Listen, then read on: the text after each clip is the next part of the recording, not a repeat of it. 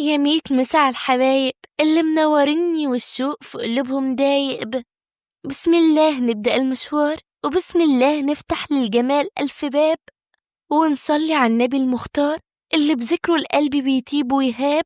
اللهم صلي وسلم وبارك عليه. أنا ملك وجايلكم وفي إيدي صندوق من الحكايات، حكايات بجد تخلي العقل يدور. قررت أفتح ليكم قلبي وأفرش ليكم بالفرحة والسرور. قناتنا حكايات ملوكة، عشق وحكاية في كل رواية. وما تنسوش إن انتم هتنورونا وبتفعيل الجرس تسعدونا. حكاياتنا جاهزة يا أغلى الناس، يلا بينا نعيش الإحساس. بابا الحق، هند مش موجودة في الأوضة. يعني ايه؟ العروسة هربت وسابت الخطوبة؟ في مكان تاني. فاقت هند، لقت نفسها مربوطة وشخص قاعد قدامها. أنا فين؟ أهلا بيك يا هند، نورتي فيلتي. دكتور حمزة، أنا فين؟ وإيه اللي جابني هنا؟ وإنت بتعمل إيه هنا؟ واحدة واحدة يا حلو، هجاوبك على كل أسئلتك. حلوة؟ إيه الطريقة دي يا دكتور؟ لو سمحت روحني لأهلي، أنا خطوبتي النهاردة ولازم أرجع. انت مش هتتحركي خطوة، حتى أهلك من هنا ورايا انت بتاعتي وملكي، ومش هسمح لأي حد ياخدك مني، انت سامعة؟ أنا مش فاهمة أي حاجة. إيه الكلام ده يا دكتور؟ أنت أكيد بتهزر، صح؟ لا مش بهزر، انت شايفاني بهزر معاكي ليه؟ هعيل معاكي ولا ايه؟ يعني إيه الكلام ده طيب؟ يعني انت هتبقي مراتي وكلها 10 دقايق والمأذون يوصل هنا ويكتب كتب كتابنا. لا لا، إزاي؟ مستحيل ده يحصل، ده على جثتي. خلاص يبقى على جثتك هيحصل، سواء انت عايشة او ميتة. هتجوزك يا هند، مش تبقي لحد غيري. قفل الباب وساب هند قاعدة في حالة صدمة وبكاء. بعد نص ساعة دخل حمزة. في ايه يا عروس؟ في حد يعيط يوم فرحه؟ أبوس إيدك يا دكتور حمزة، ما تعملش كده. أنت عارف إني مش بحبك، ومتأكد إني بحب رامي، صح؟ اياك تجيبي سيرته تاني على لسانك، انت سامعة ولا لا؟ انت ملكي انا وخلاص، المأذون وصل، ويلا قومي معايا عشان تلبسي الفستان اللي انا شاريه ليك علشان فرحنا. مش هتجوزك، انت واحد مختل. انت ازاي تسمح لنفسك انك تخطفني بالطريقة دي، وكمان عاوز تتجوزني؟ ومش هيحصل يا دكتور حمزة. وعلى فكرة انت قبل كده جيت اتقدمتلي وانا رفضتك، وانا متأكدة ان رامي هيجي يخلصني منك. قلت ليكي قبل كده اياكي تجيبي سيرته تاني على لساني، ومش بيحب. لا بيحبني وهجيب سيرته؟ انت ايه يا اخي؟ ده انا حتى طالبة عندك، المفروض تعاملني احسن من كده. قدامك بالظبط 10 دقايق وتكوني جاهزة، والدادة فتحية هتساعدك. يا دادة يا دادة. أيوة يا بيه، تحت أمر. 10 دقايق وتكونوا تحت، ده الفستان المفروض تلبسيه، ولو اتأخرتي أكتر من كده مش هيحصل كويس، مفهوم؟ مفهوم يا بيه. خرج حمزة من الأوضة وساب هند مع الدادة فتحية. يلا يا بنتي علشان المأذون وصل. مش عاوزة ألبسه ولا عاوزة أتجوز، لو سمحتي. انت شكلك ست طيبة، والنبي هربيني من هنا واكسبي فيا سواه. أنا مش بحبه، أنا خطوبتي النهاردة.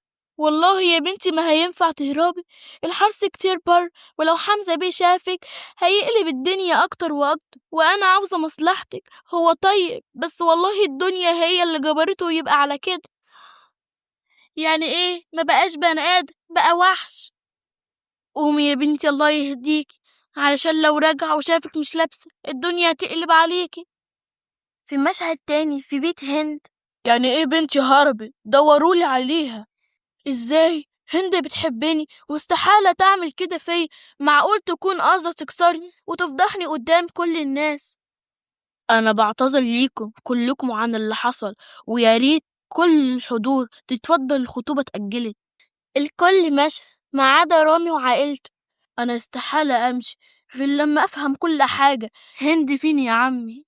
والله يا ابني علمك مش عارف راحت فين، رغم انها هي اللي كانت مصرة على الخطوبة وانا كنت رافض. أنا ماشي، بس قسما بالله ما هعدي الموضوع والفضيحة دي على خير. انتوا مش عارفين أنا مين ولا إيه؟ يلا يا ماما، المكان ده مش مكاننا.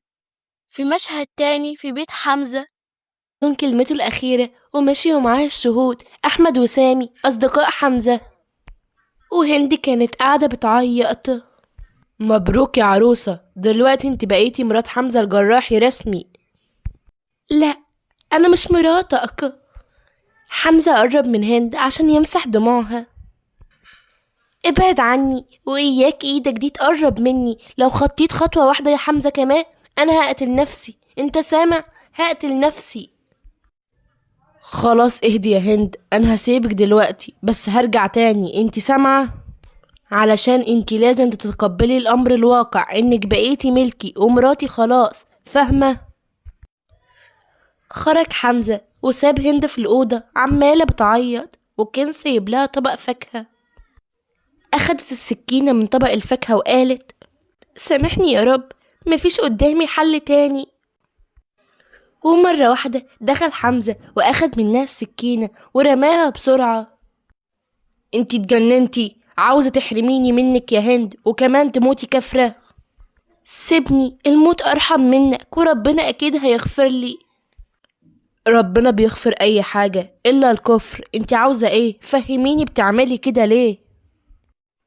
عاوزاك تبعد عني، عاوزة أبعد عنك، مش عاوزاك في حياتي، هو ده اللي أنا عاوزاه. طب اهدي، أنا مش هقدر أشوفك كده قدامي.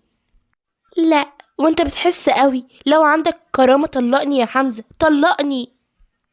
لا مش هطلقك، لو ما سكتيش هوريكي وشي التاني، وعلى الله أسمع صوتك تاني يعلى في البيت. انتي فاهمة ولا لا؟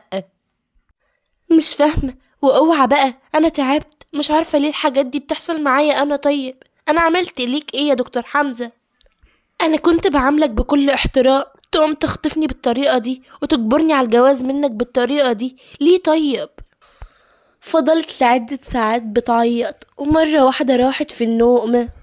أخدها حمزة وشالها وحطها على السرير وقعد جنبها وهو بيقول بكل حب: لو تعرفي بحبك قد ايه يا هند، انا عملت كل ده عشانك، انا بحبك، انتي الوحيدة اللي قدرتي تدخلي قلبي من كل الستات، وكان نفسي تحبيني زي ما انا بحبك. بص عليها بحزن ونام. في مشهد تاني في بيت هند، محمد الأصغر منها أخو هند بغضب: بنتك حطت راسنا في الطين يا بابا، سببت لنا فضيحة كبيرة، كل ده بسبب دلعك فيها، هو اللي عمل فيها كده، شايف عملت ايه؟ فضحتنا. اسكت يا محمد يا ابني، كفاية اللي انا فيه، المهم دلوقتي نعرف هي فين وايه اللي حصل ليها. انا قلبي مش مطمئن، انا حاسس ان بنتي حصل ليها حاجة. انت لسه هتدافع عنها يا بابا؟ دي واحدة بهدلت سمعتنا وشرفنا، دي واحدة هربت بمزاجها. ازاي بس يا ابني؟ دي هي اللي كانت عايزة تتجوز رامي زميلها في الجامعة، وانا اللي كنت رافض لحد ما تخلص دراستها. انا هتجنن انا. يوه انا ماشي، انت دايما اصلا بتقف في صفها، دي عيشة طهة، انت اللي بتدلعها زيادة عن اللزوم، وهو ده اللي وصلنا للحال ده. في صباح يوم جديد في بيت حمزة، قول بسم الله. في صباح يوم جديد في بيت حمزة، واتفاجئت هند بحمزة اللي كان حاضنها. صرخت بصوت عالي وقالت: ايه ده؟ ابعد عني بسرعة. ايه في ايه؟ انت كويسة؟ انت ازاي يا جدع انت تتجرأ وتنام جنبي على نفس السرير؟ لا وكمان حاضني؟ انت مجنون ولا ايه؟ اولا لو لسانك طول كده تاني يا هند هزعلك، انت سامعة؟ وبعدين انت خلاص بقيتي مراتي، يعني حلالي وحقي انام جنبك. طيب ابعد عني لو سمحت. يا ستي حاضر، يلا بقى غيري وانزلي يلا عشان نفطروا سوا. مش هاكل معاك. انا قلت هتاكلي يعني هتاكلي. لا مش هاكل معاك. اذا كان كده يبقى مفيش اكل خالص غير معايا، تمام؟ ومفيش خروج كمان من الاوضه، انتي سامعه؟ سابها وقفل الباب ومشي ولبس وراح الشركه بتاعته. وبعد مرور كام ساعه وصل حمزه الفيلا، واتفاجئ لما لقاها مرميه على الارض. هند، يا هند ردي عليا يا هند. هو ايه اللي حصل؟ الحمد لله على السلامة، قلقتيني عليكي يا قمر. ايه اللي حصل؟ دخلت لقيتك واقعة على الأرض، قلقت عليكي. انت السبب في أي حاجة بتتعبني وبتوجعني يا حمزة. بس يا هند أنا بحبك. انت لو فعلا بتحبني يا أخي على الأقل سيبني أمشي من هنا، بالله عليك سيبني أرجع لحياتي الطبيعية تاني. بس أنا بحبك. اللي بيحبب يضحي. انت عملت ايه بقى؟ تقدر تقولي عملت ايه؟ اخدتني من اهلي وكمان خلتني سبت خطيبي اللي انا اخترته وحبيته.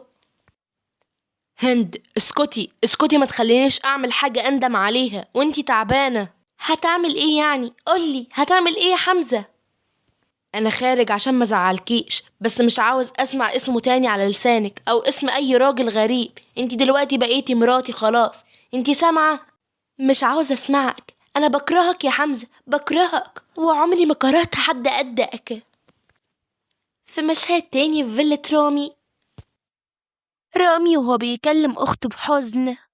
شايفة صاحبتك يا روز عملت فيا ايه؟ انا رامي اللي بنات الكلية بتجري ورايا عملت فيا كده ليه يا روز؟ انا هتجنن. دي هي اللي كانت طايرة من الفرحة لما تقدمت لها وأصرت إنها تعمل الخطوبة وباباها ما كانش موافق. مش عارفة يا رامي، بس أكيد في حاجة غلط.